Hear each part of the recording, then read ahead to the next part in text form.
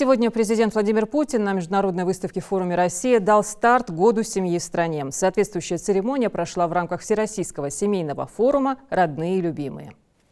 Семейные ценности воспитываются с детства и не обрываются за порогом родительского дома, воплощаются дальше в делах и поступках, в великой преданности родной стране, в мужестве солдат и офицеров, в наши дни участников специальной военной операции, в работе ради общего блага. Это и бескорыстный труд волонтеров, и идущая от сердца народная поддержка наших героев, наших бойцов на передовой.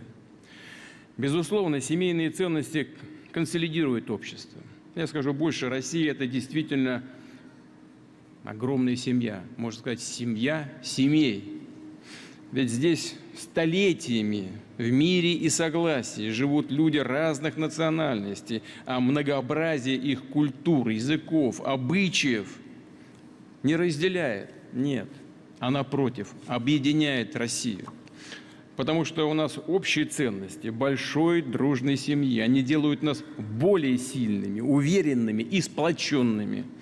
Любые трудности можно одолеть, когда такая огромная страна, как наша, едина. И любых целей достичь, когда мы все вместе. Когда в большой многодетной семье, где всегда помогут и поддержат, растут такие замечательные дети, как наши. И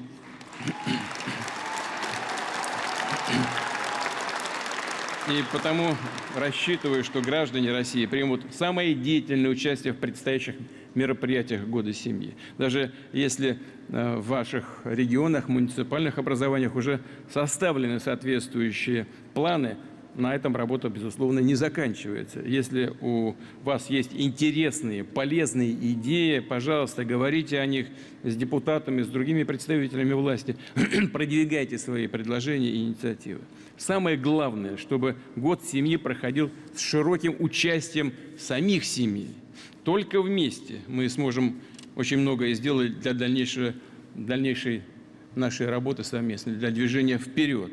А значит, для будущего всей нашей Родины.